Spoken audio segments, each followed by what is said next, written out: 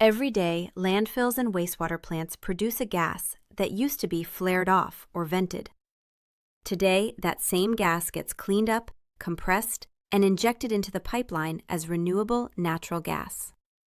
But before a single cubic foot goes into that pipeline, it has to prove it is clean enough. Here is what that actually means. Raw biogas comes from organic material breaking down without oxygen. What you get is roughly half methane, which is the part you want, and almost half carbon dioxide, which you do not.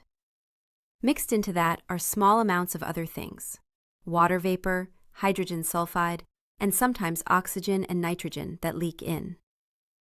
On its own, raw biogas is not pipeline quality. It has to be upgraded.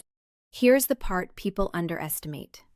The pipeline does not accept gas on a promise. It accepts gas on proof. Every pipeline has a tariff, a set of quality limits the gas has to meet continuously, not just once at startup. If the gas drifts out of spec, injection stops, or worse, the whole batch gets rejected. So the real job at an RNG plant is not just cleaning the gas. It is proving, minute by minute, that the gas is clean. The first thing to watch is oxygen. Pipelines allow only a tiny amount, often a fraction of 1%. Too much oxygen causes two problems. It corrodes the pipeline from the inside over time, and, in the wrong concentration, it becomes a safety hazard. Oxygen usually sneaks in through the collection system, through small leaks under vacuum. Because it comes and goes with the collection field, it has to be measured continuously, not spot-checked. The second is hydrogen sulfide, or H2S. This is the rotten egg smell you might associate with landfills. In a pipeline, H2S is a serious problem. It is corrosive, it is toxic, and pipeline limits for it are very low, often just a few parts per million. Upgrading equipment removes most of it, but removal systems age and load up over time. The only way to know the H2S is actually below the limit is to measure the gas after treatment, continuously.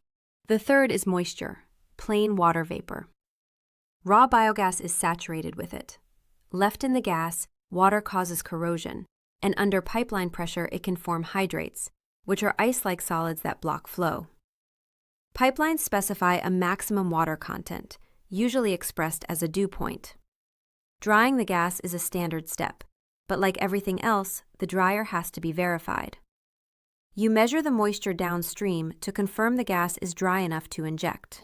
Oxygen, hydrogen sulfide, moisture. These three show up on nearly every pipeline tariff, and they share one thing in common. They all change over time as the feedstock shifts and the treatment equipment ages. That is why RNG plants measure them continuously. It is not a startup test you pass once. It is a live quality check that runs as long as the plant runs. When the gas goes out of spec and nobody catches it in time, the plant gets shut in. That means it stops selling gas until the problem is found and fixed. For an RNG developer, every day shut-in is lost revenue on a very expensive asset.